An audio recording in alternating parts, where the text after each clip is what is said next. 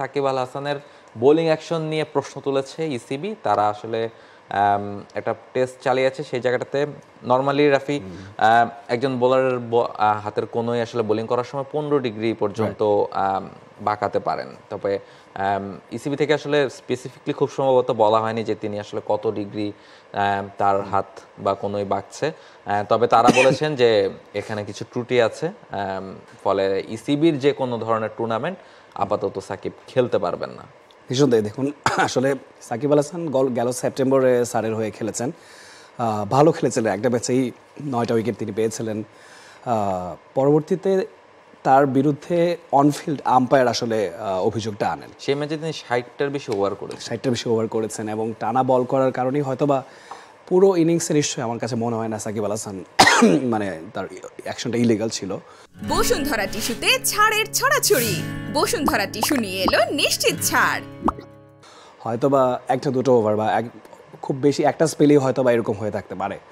তো আমার কাছে মনে হয় যে সেটা যে টেস্টটা এই মাসের শুরুতেই সাকিব আল হাসান দিয়েছে লাফবরো ইউনিভার্সিটিতে ইংল্যান্ডে, সেখানে তারপরেও আসলে সন্তুষ্ট হয়নি ইসিবি।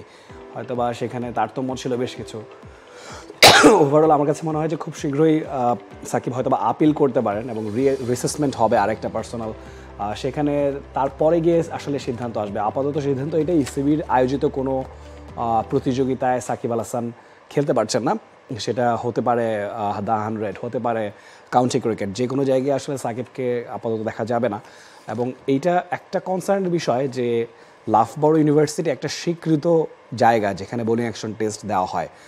তো সর্বদাই প্রশ্ন আসছে যে আইসিসির সিদ্ধান্তটা এখন কি হবে, যেহেতু কাউন্টি ক্রিকেট তো আসলে কোনো মানে অর্ডিনারি ক্রিকেট টুর্নামেন্ট না, সারা দুনিয়ার সবচেয়ে বড় ফার্স্ট ক্লাস টুর্নামেন্ট বলাই যায়। এবং রঞ্জি ক্রিকেট ভারতে হয়তো বা ইদানিং রিলেভেন্ট হয়ে উঠছে, এর আগ অবধি কিন্তু মানে কাউন্টি ক্রিকেটই সবচেয়ে বড় প্রতিযোগিতা ছিল ফার্স্ট ক্লাস ক্রিকেটের জন্য। তো নিশ্চয়ই এটা কনসার্নিং যে ভবিষ্যতে কী হয়। কিন্তু একটা জিনিসই খটকা লাগছে, পুরো ক্যারিয়ার জুড়ে কখনোই সাকিব আল হাসানের অ্যাকশন নিয়ে তো কোনো কোয়েশ্চেন হয়নি।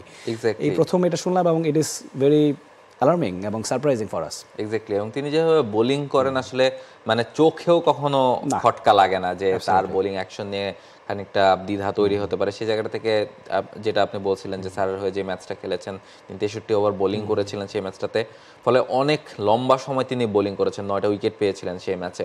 ফলে সেই জায়গাটাতে হয়তো বা কোনো একটা সমস্যা হতে পারে, যেটাই আসলে আম্পায়ারের চোখে পড়েছে এবং তিনি অফিসিয়ালি কমপ্লেন জানিয়েছিলেন, তারপরে আসলে এই পরীক্ষাটাকে দিতে হচ্ছে। তবে একটা ব্যাপার অন্তত নিশ্চিন্তে থাকতে পারেন সাকিব আল হাসান কিংবা বাংলাদেশের সমর্থকরা, যে আন্তর্জাতিক ক্রিকেটে অন্তত এই মুহূর্তে তার খেলা নিয়ে বা অন্যান্য ফ্র্যাঞ্চাইজি লিগেও তার খেলা নিয়ে তো কোনো অসুবিধা নেই।